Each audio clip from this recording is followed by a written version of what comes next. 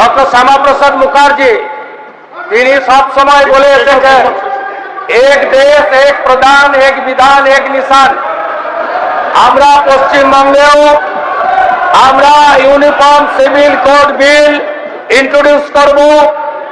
আমরা আজকে যে স্টেটমেন্ট দিচ্ছে আপনি বিচলিত হবেন না, শুনুন, আপনার অবজেকশন দেওয়ার জায়গা আছে, শুনুন please please listen first, after that you raise your voice. আমাদের এই বিলের জন্য প্লিজ প্লিজ প্লিজ বসুন। আমরা আগামী 2 তারিখে ক্যাবিনেটে এই বিলের খসড়া অনুমোদনের জন্য আনতে চলেছি।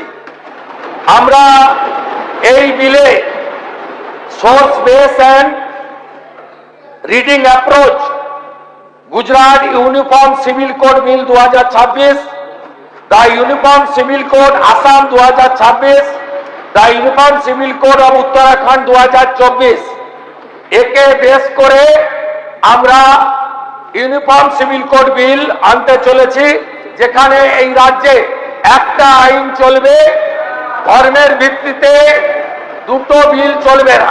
শুধু এক্ষেত্রে মূলবাসী, আদিবাসী এবং কুর্মী সহ যারা আছেন, যারা আমাদের প্রাচীন জনজাতি মূলবাসী, তারা এই প্রস্তাবিত বিলের আওতার বাইরে থাকবে। আমি উত্তরাখণ্ড গুজরাটকে ফলো করে একটি কমিটি গঠন প্রস্তাব আকারে আমরা করেছি। সেই কমিটির হেডে থাকবেন সুপ্রিম কোর্টের retired justice Ranjana Desai chairperson.